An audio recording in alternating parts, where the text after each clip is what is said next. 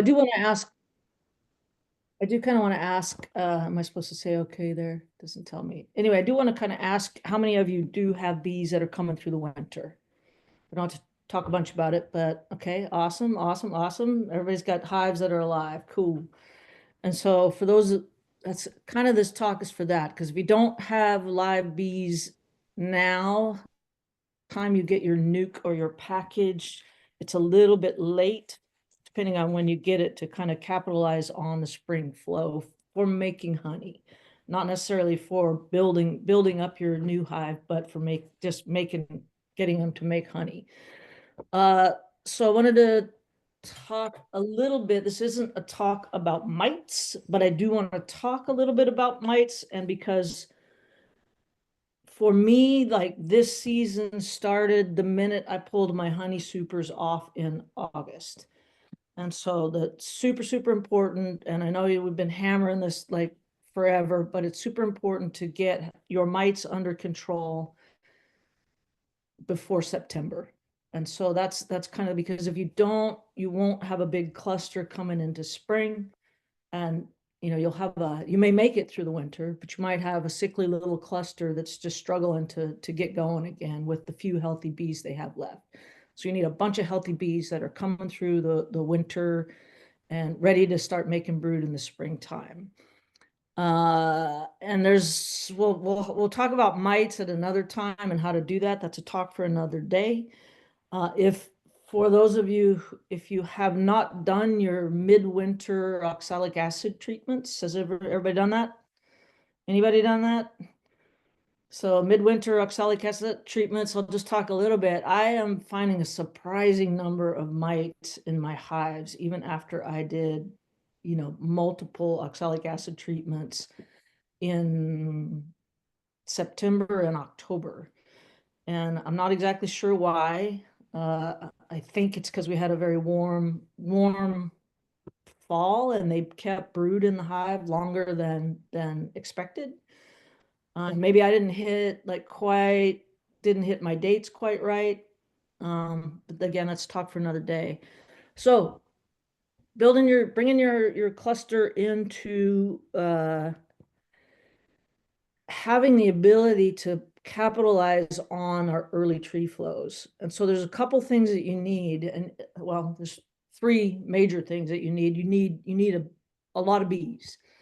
So the bees have in the springtime, in order for them to be able to get out and fly, if we have flying weather, they need enough bees to keep their brood nest warm, and they can and afford to send foragers out.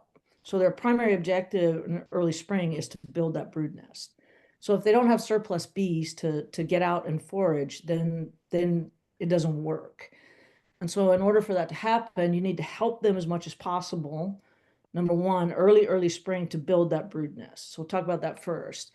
So what I do, and as soon as I start to see early pollens coming in, so our early pollens come from hazelnuts. Do you guys all have hazelnuts in your vicinity? And do you all know how to look for them? So when you drive around and you see this long catkins kind of hanging down from those hazelnut trees, and that starts very early winter. So what the bees need are some dry days and some days, depending on the type of bees that you keep, some days that are in like at least in the upper 40s. So it's super important to like pay attention to the weather. And so I have a weather app. Does everybody have a weather app on their phone? Yep. So Yes. right now I'm looking at the weather channel, and we're kind of in this cold snap now for until what? So we don't get up into, according to my weather app, we don't get up into the high 40s until around the 15th. 16th, 17th. By the 18th, it says we're up into 50, and I got a little sun peeking through the clouds on the 18th. So my plan is to, on the 18th, to go out. I'm gonna crack the lids on my hives. I'm gonna take a look, see where the clusters are, and I'm gonna feed them. This year I bought some winter patties. So I'm gonna feed them a winter patty and a little bit of pollen I just watched the Cayman Reynolds video. It's a supplement, not a substitute, right? So it's just a pollen supplement. And now you can buy some pollen supplements that actually have a percentage of real pollen in them. So if you can afford to do that, do that. Um, I'm not going to talk about pollen trapping or anything, but I actually have some pollen that I add to my pollen supplement, just a little bit of natural pollen. And what the objective is to get that cluster moving. So if you just feed them, if you feed them sugar water and pollen and they actually can't get out and fly, it really doesn't stimulate them to brood. But if you get like a couple days up in where they have flying temperatures and no rain, where they can get out, and the minute they start bringing in a little bit of something from outside the hive, they've got foragers going out and bringing something in, that's when they start to brood. That's their cue that says, okay, like spring's coming, we need to start making babies. And so they will start actually, but what will happen in our area often is we'll get a few of those flying days and then we'll sock in with like a week or 2 weeks of gray drizzle, cold weather. So they start, then they stop. They start, then they stop. They start and they stop, depending on the weather. And so if you can supplement after they start, if you can supplement their protein and even supplement with a little trickle of like 1-to-1 sugar water, that kind of prompts them to keep going, to keep brooding. But at that moment, you become a beekeeper, not a beehaver. Because last year, as you all know, I was not here a lot. And I showed up in March. I came in March for a week and I kind of got my bees going and then I went away. And I didn't come back until mid-May. And I lost one really big hive to starvation because what happened is that last year, if everybody remembers, we had a really crappy April. So I got the bees started, I got them going, and they started making brood, and then the weather socked in on them, and I had many hives that were near starvation and one really big hive that starved out completely. So once you start this process, then you have to watch. You have to watch the weather, you have to watch the trees, you have to watch what's going on, and if the weather becomes, keeps them confined inside the hive, then you have to feed, and you have to feed more heavily. So once they start brooding, I saw a statistic, and I don't know that this is true or not true, but it takes a frame of honey to make a frame of bees. So if you start getting them heavily brooded up, they'll start consuming their feed really, really fast. So the second thing I want to talk about is you have to really confine their space, because remember, they have to keep their brood warm. So I've known some beekeepers here on the island, some experienced beekeepers that will just go in and they'll just throw supers on. They're like, all right, spring's coming. I got a good sized cluster. I'm just going to put 2 or 3 supers on, and then I don't have to do anything until, later. So that'll keep them from swarming. That'll give them plenty of room to store honey or nectar if it's coming in. But what happens is that now they have all this extra space above their brood nest that they have to keep warm. So they have to keep more bees inside that cluster in order to keep their brood warm. That's their primary objective, is keeping that brood going. And I don't know if you've gone out to your hive and you see larvae like on the landing board. Has everybody ever noticed that? Yes. Sometimes that's mites, but sometimes that's shit. We've made too many babies and we can't actually tend to them all. So we're going to just pull them out and throw them out. So if you see that, they're, if you're keeping them, pretty tight in their box, that's okay. But let's say we get a stretch of good weather and then you put that super on there and they're making honey, and then the weather socks down again on them and it gets cold, you might see them tossing brood out on the front of the hive because they can't take care of them all. So you need lots of bees, you need decent weather for them to fly, and you need to confine their space. So we don't have any honey supers on yet. We're just building the brood nest, right? So let's say I go like the 16th and 17th, or the 17th and 18th, and I start I put that winter patty on there along with a little bit of pollen patty, and I'll actually throw just a small cup of light sugar water with maybe just one or two holes in the lid on top of them. I use like a quilt box that I can move the shavings away and open the hole and put a feeder inside that quilt box. Or I don't know everybody's hive configuration. Does everybody feed top feed? How do you guys feed sugar water? Do you feed sugar water? Yeah, I Anybody? top feed. I top feed just like you described.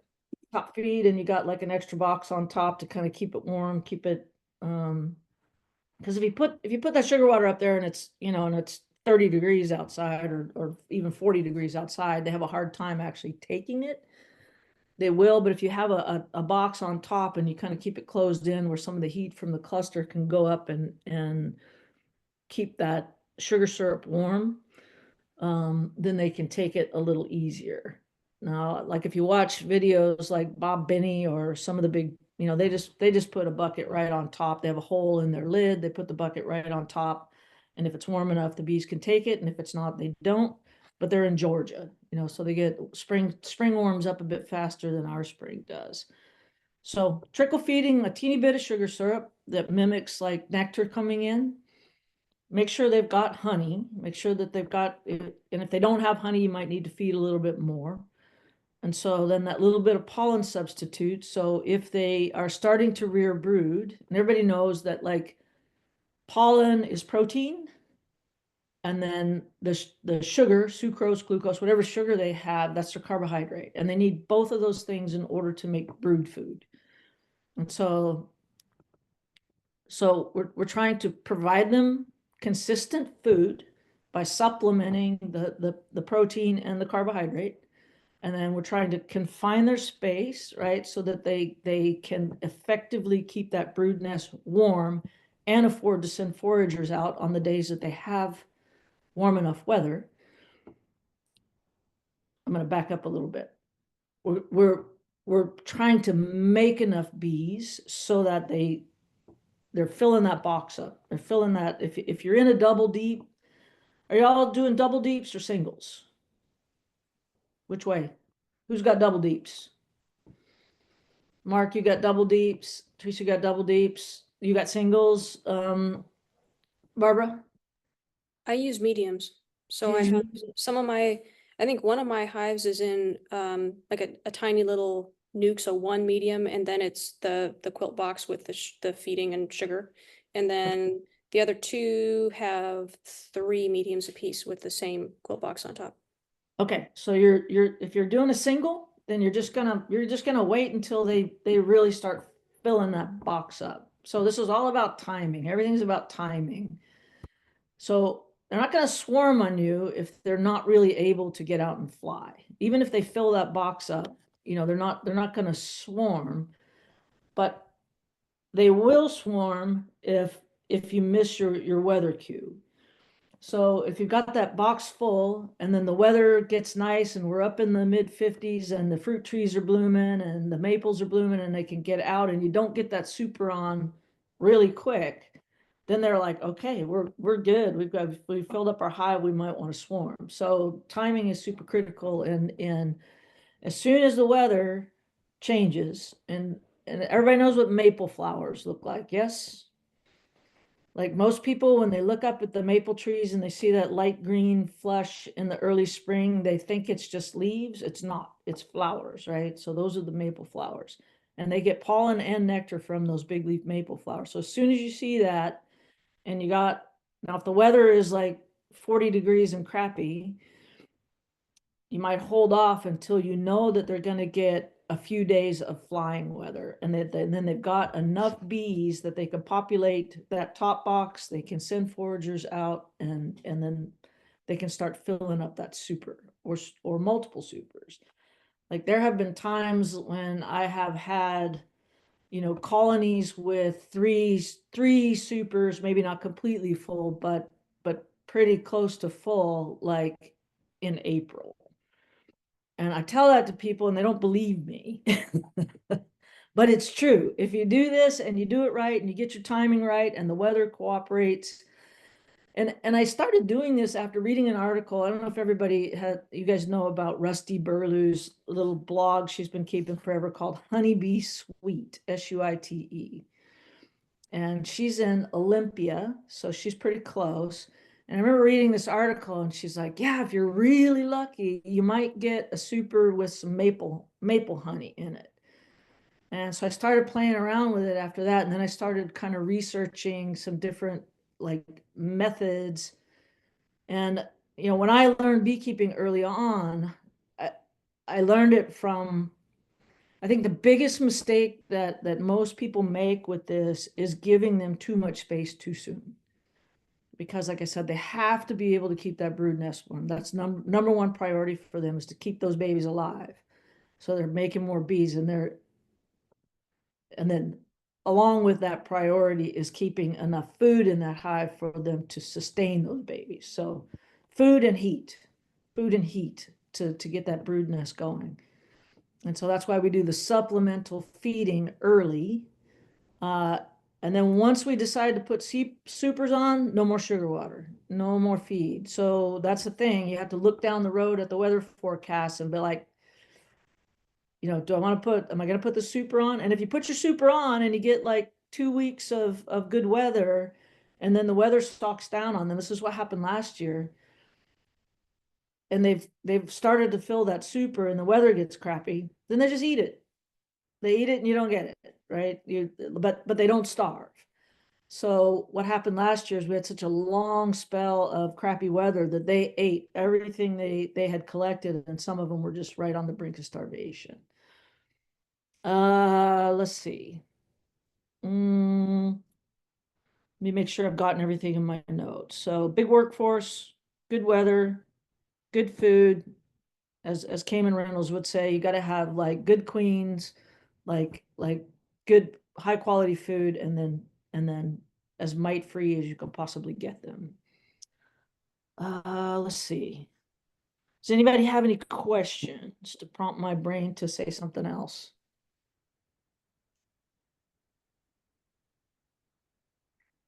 Does that make sense to everybody? Have Yes, you given, but I do have questions. Hi, Annie. Hi, everybody. Hey, thanks. This is Drew. Drew.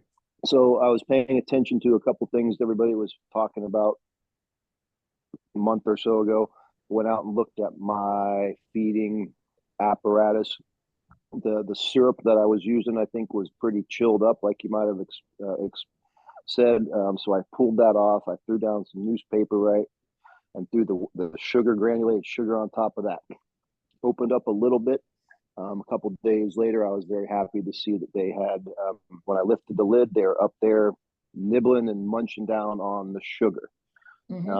My hive has maybe more boxes than it should have, ideally, but they're surviving up in the top boxes. So my question is, when I go in there and I start looking at this now, and I'm looking at the forecast of the weather, when do I say, okay, take this box of bees on the top, take a couple of maybe the other boxes, maybe I just take off one box, maybe I just leave them to go from the top down to the bottom? Do I force them down to the bottom? Do I put them on the bottom, force them to go up again?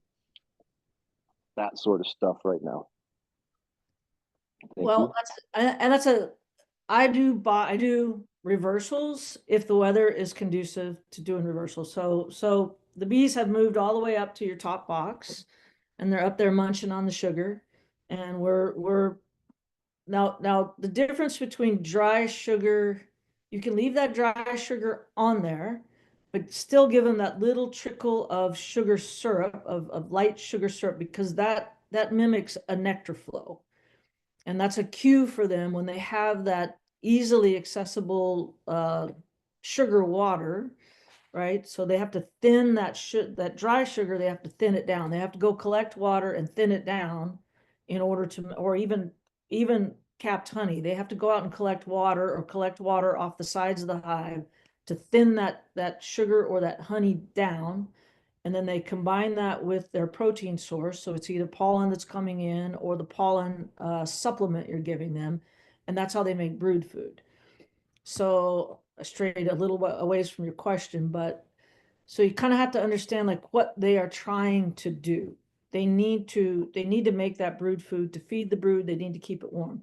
So if all of a sudden we get like, you're looking at the weather forecast and it's looking like, oh my God, it's going to jump up into the 60s here. And I would say that my frame of reference for putting an empty box of brood comb on top of, like, swapping the bottom box for the top box. So I'm always in two deeps. I overwinter in two deeps. Or, Barbara, if you're overwintering in three mediums, so let's say you've got your bees are up in the top two mediums, and you want to take that bottom one and put it on top so they can just keep moving upwards, because heat moves up, right? And they will move their brood nest up faster than they will move it down. So that's a good technique for building a big cluster, right? But if the weather is crappy and it's only like in the high 40s and low 50s, and you've got a full box of bees on top, you might want to wait until it warms up into the 60s. You don't want to give them that space on top too soon, because all that heat moves upward, and doing that box reversal is just like putting a big super on top of them. Now all of a sudden they've got to heat that space. So I can't give you a solid answer for that. This is where you have to play around with your own bees, but I wouldn't do it until so I use 8 frame deeps. So I wouldn't do it until that box is like 80% full of bees and brood, right? And then the weather's going to be up in the 60s. And then I might take that empty bottom box and put it on top to prompt them to move up. I've been thinking about this a lot, actually, because that's been my go-to move. But what they do is then they start to move the brood nest up into that next box, and then they make their honey dome on top of it out of the maple flow. And I never get that honey, right? And so I've been thinking a lot this year about I'm going to experiment with not doing the box reversal and letting them move downwards, and then putting a queen excluder and a super on top and see if I can capture as much of that early spring honey as I can. Because I'm a honey producer, and I want to get that honey. Now you guys may not care that much about it. A lot of people just use these early spring flows to just build up their hive so that they can capitalize on the blackberry flow. Did that answer your question, or did I just ramble off on? No, perfect. Thank you. As always, experimental progress. Yeah, and it's just to me, like, we have to be thinking about what they're trying to accomplish. So if you just slap that bottom box on top, now they have to move upwards, and they have to, and there's other things you can do when you do that. If you do it, and let's say you got 10 frame boxes, so let's say they've got 7 frames of brood in that bottom box, right? Or in that top box, I'm sorry. You got like, you kept the lid on them, and you keep them warm, and you're trickle feeding them, and they're building their brood nest, and you got 7 good frames of bees of brood, and you've got a full box of bees, and it looks like the weather's going to warm up to, maybe that's the problem, is we have such iffy weather in the springtime. You can swap the boxes, right? Take 2 frames of brood and put it in the top box, and then put 2 empty frames on the outside of the bottom box. So now you've got 5 frames of brood in the bottom box, 2 frames of brood. You got like a pyramid shaped brood nest now, and that will encourage them to move up even faster into that box. And I hope I'm not confusing people with that, but they have to be able to keep that brood nest warm. You could do, if you got 8 frames of brood, you could take 4 frames of brood and put it up, and now you've got 4 frames in the bottom and 4 frames in the top. So these are just things you can play around with, and sometimes I experiment, like with my hives here at the house. I'll just do crazy things and see if it works. I think we talked about Demarest. things last year people were experimenting with. That's what makes beekeeping fun. There's so many things you could do. And I know if you're the kind of person that just wants a solid answer, like what date do I swap my boxes? I can't help you with that.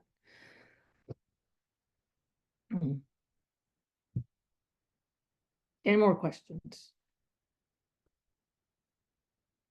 Having given others a chance, I wonder if you might talk about a very basic nuts and bolts thing, which is so the club has what, 40 pounds of powdered pollen, which needs to be converted somehow such that it becomes a pollen patty. Would you discuss that process?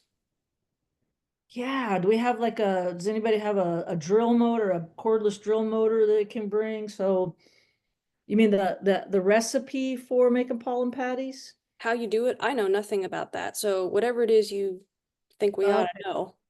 All right, well, maybe we can kind of do a demo of that at some point, but I mean, you're just taking, there's, again, I have a recipe that I use. I don't know it in my head. It's on a piece of paper taped to the wall in my extraction room, but so you're gonna just basically, it's mixing the powder with sugar water.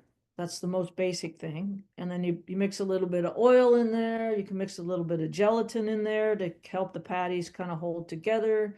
So there's multiple recipes out there, but the most basic is just mixing the powdered supplement with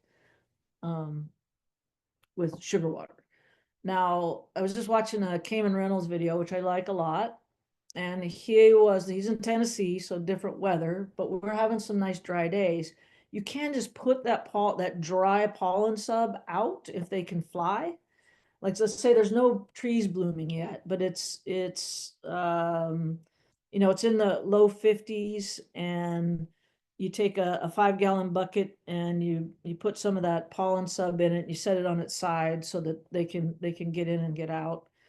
There's all kind of different ways to make pollen sub dry. You can feed that to them dry, and you can make, I mean, people use like big pieces of pipe with a hole in it, and you put it in something to keep it dry so that the bees can come in and out on the days that it's dry and they have flying weather, and they will just take it dry.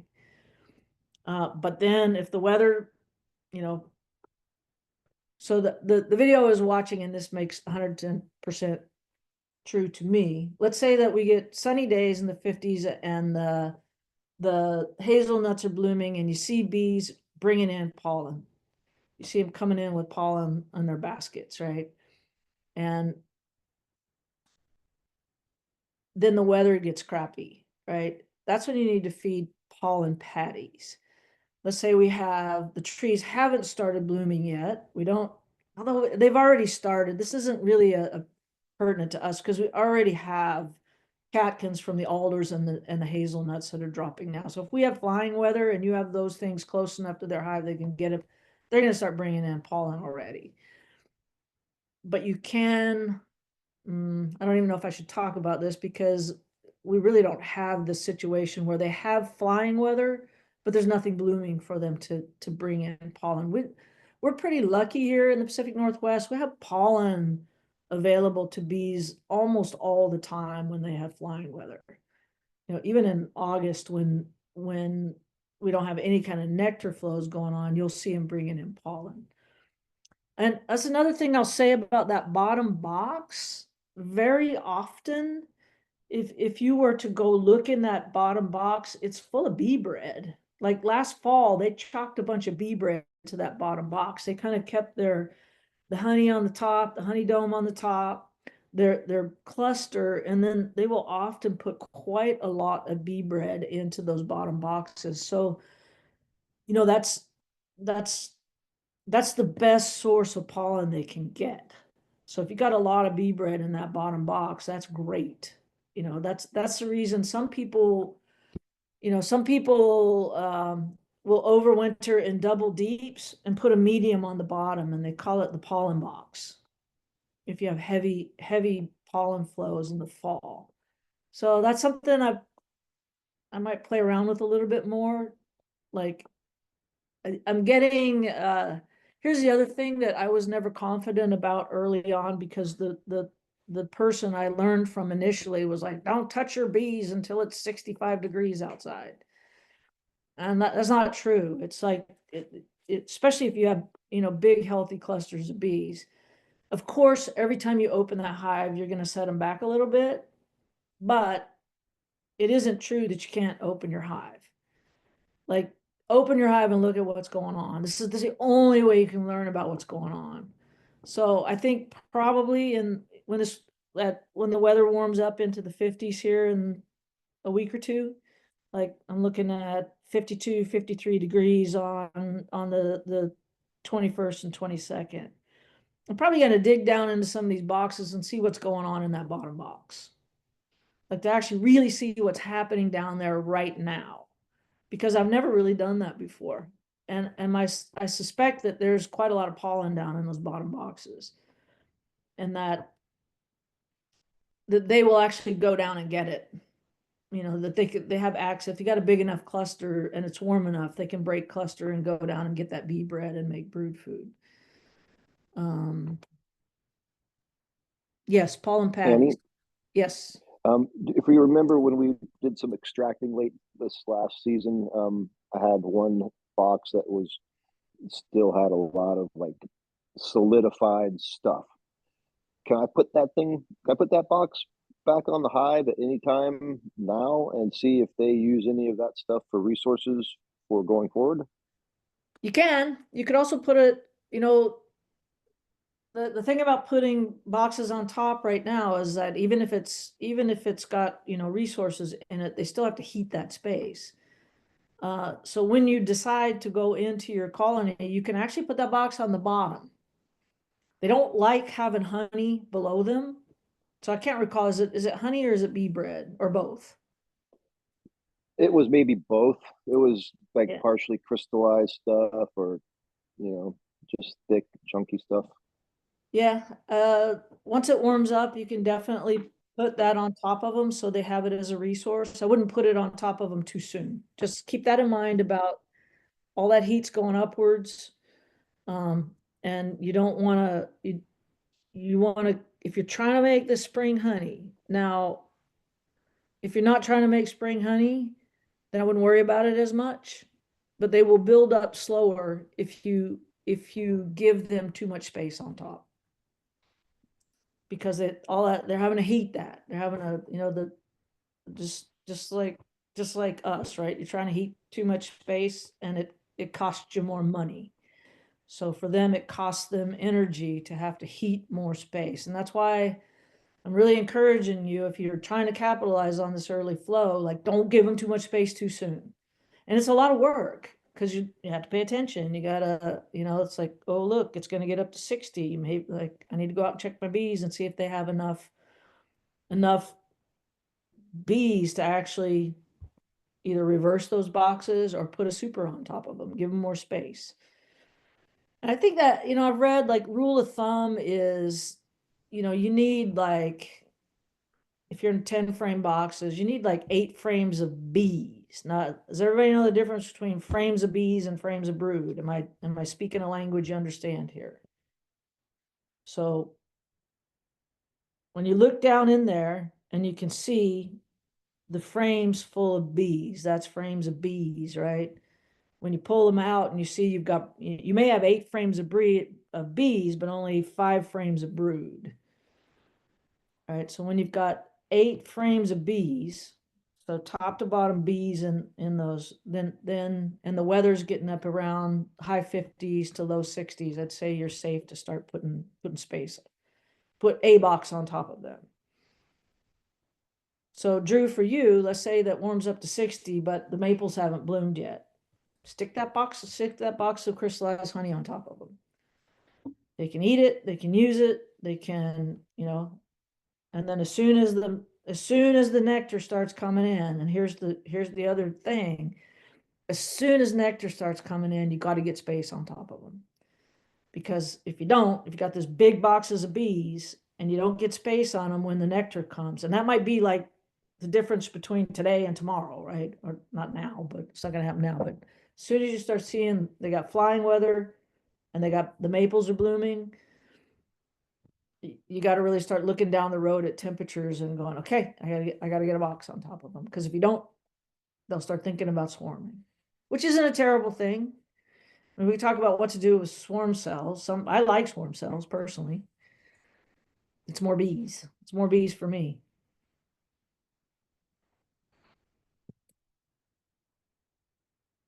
Does everybody kind of get the concept? Lots of bees, not too much space, and supplemental food in case the weather gets bad.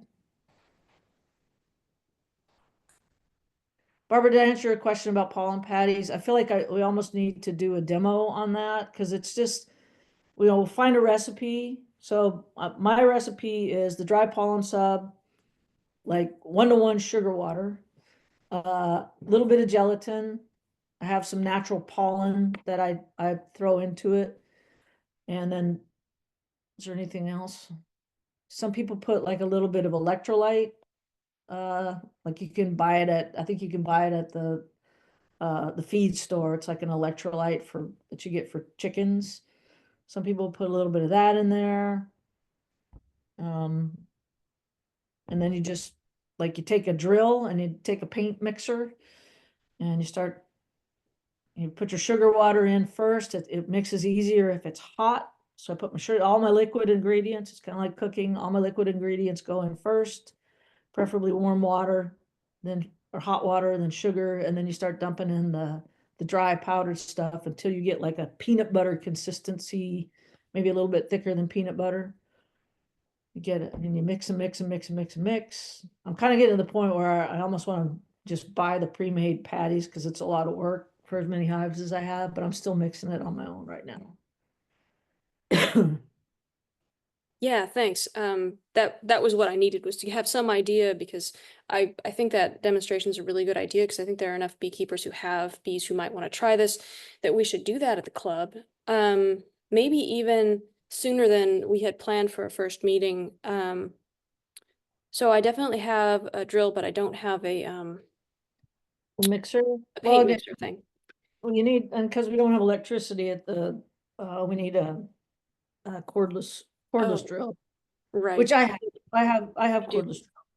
Yeah. Okay, yeah. Yeah, If we- I think putting that together would be valuable for everybody. So yeah, nicely answered. That's what I was looking for. So our first meeting is on the 8th, and is that, no, when is our first meeting? It's on the 8th. So March what's gonna happen is Teo's gonna have his newbie class earlier in the morning. We're gonna meet at noon. Depending on the weather, the plan was to get the newbies to look at the hive, have us do a little assessment on what we've got, and then go from there. But I think we have enough club members with bees who might want to be learning what you just talked about. So we need to be able to go know how to make pollen subs. So it might be worth meeting the week before. If that's not too late, what do you think? I don't think it's too late because hang on, I'm looking at the weather again. I think, so the Saturday before would be like the 22nd. No, could we do it potentially on the 22nd? Yeah. We're looking at 52 degrees and, well, I mean, I don't trust this weather app. They change it all the time, but 52 degrees and kind of 39% chance of rain is what they're saying right now. For the 22nd. So we started getting up in the high 40s by the 15th, by the 16th. So that will have been like a week of warmish weather. And I would suspect that when the temps are up in the 50s, the bees are actually gonna be out flying. It's not supposed to be rainy, so we're gonna be out flying and bringing in some natural pollen. So it sounds like, if I listen to you well, that's actually pretty good timing for everybody. That would be good timing for the bees. I don't know if it's good timing for everybody else. Well, I'm not too worried about humans. I'm kidding. Yeah. Understood. So the 22nd or the 1st would work. Whatever works best for you guys. 22nd to the 1st. Okay. I mean, I'm gonna start getting a little bit of pollen sub and trickle feeding a little bit earlier than that, but the 1st would be fine too. I mean, you've got all of March to kind of start I don't know, when do the maples usually bloom? Late March, early April? The 2 seasons I've paid attention now were totally different seasons, and so I honestly can say I have no idea. Yep, and that's why it's just kind of super important to look down the road and look at the weather and look outside and look at you. Like I'm looking at my big maple tree right now and I see small buds. I don't see anything that looks like it's ready to pop out real soon. I have a big maple tree right outside my window, so I can kind of sit and drink coffee in the morning and look at kind of gauge when they're gonna pop. All right, well, that sounds good. But I Erin, I do, saw your note, you'll be out of town. Sorry about that. no, that's okay. Go ahead. No, yeah, I think that should be okay. Mr. Secretary, did you happen to make a note of those 2 possible dates, and then we can line that up with our, we Let can me, adjust our board meeting plans to make sure we can go do the things that the bees need as yeah, opposed to human as, yakking. as I'm The- thinking about it, March 1st The might two be better. dates are, you said the 22nd of February and March 1st, correct? And as I'm thinking about it, I think March 1st, if we can, might be better because like like I said, once you start, like now you're a beekeeper. Now you have to pay attention and you have to do what needs to happen when it needs to happen. And so if we do this with the club hives, let's say we put a little trickle feed on there and start feeding them pollen sub and they're bringing in some natural pollen and the weather gets crappy. Then we need to put a bucket of feed on them, right? Someone's gonna have to attend it. Yeah, so we Yeah. gotta pay attention and tend it, and so, we know we're gonna be there on the 8th.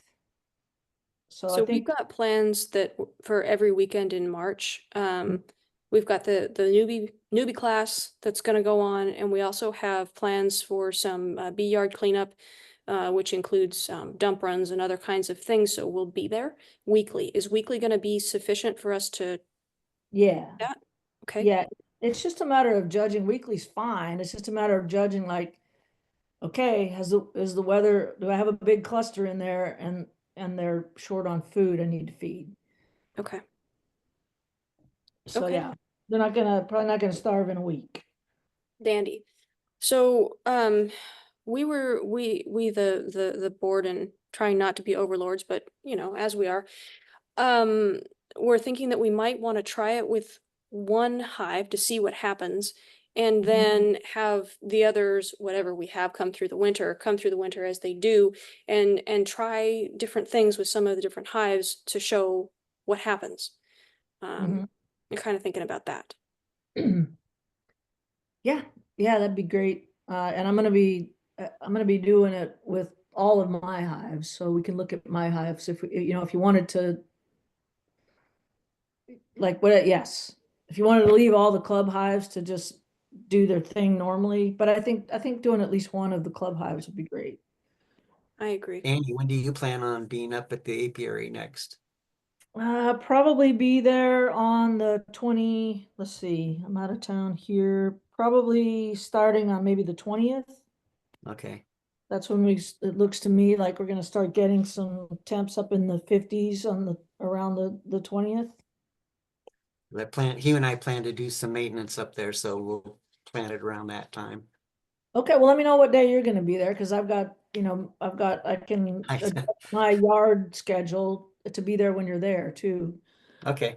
And you have all the, like, I got like the big weed whacker with the chopper blade on it if you need. He's got that big metal blade and all that for that part. Okay, I can bring another one and we can, two's better than. Okay.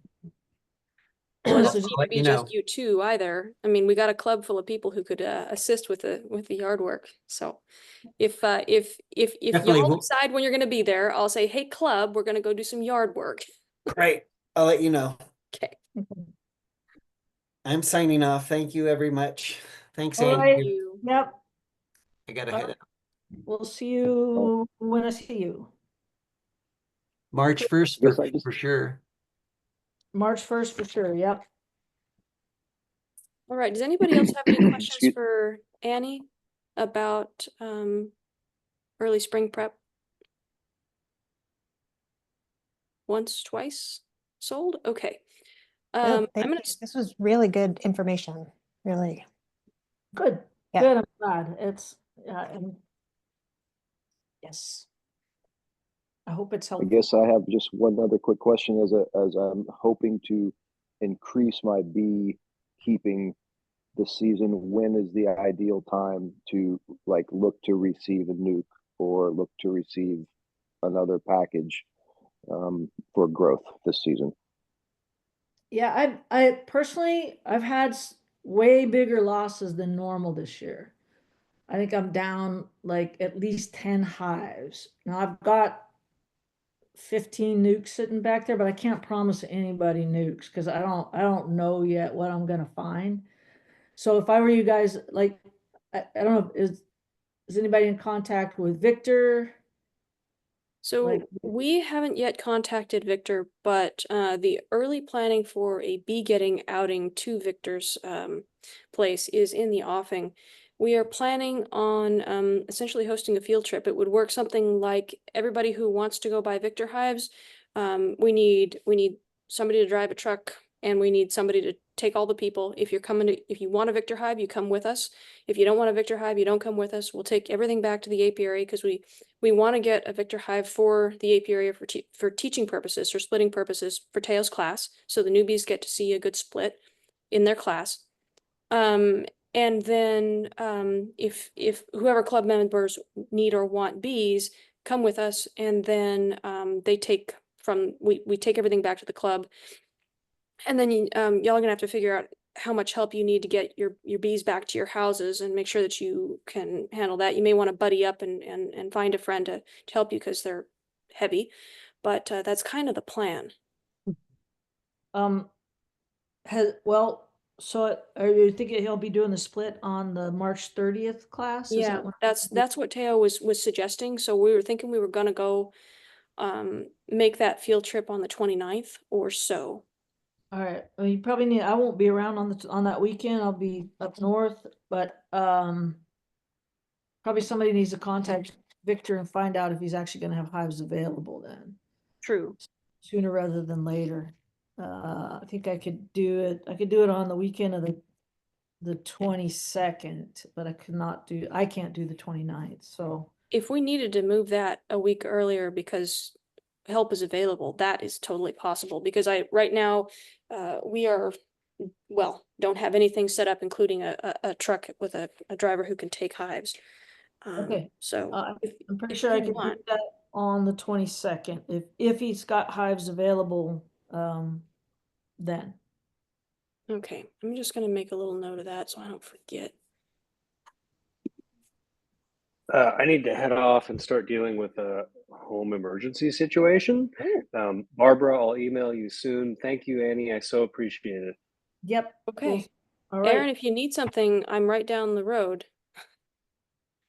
Little bit of a hot water thing, but thank you. You're welcome. I'm going to email you and then drop your stuff off on my way out to get the part I need. But thank you. Okay, thanks, Aaron. All right, then. All right. So we have 10 minutes left in the hour I planned. Are there any more questions about early bee season, that kind of stuff? Otherwise, I'm going to stop the recording and just ask after people's hives and that kind of stuff. No? Okay, I'm stopping the recording.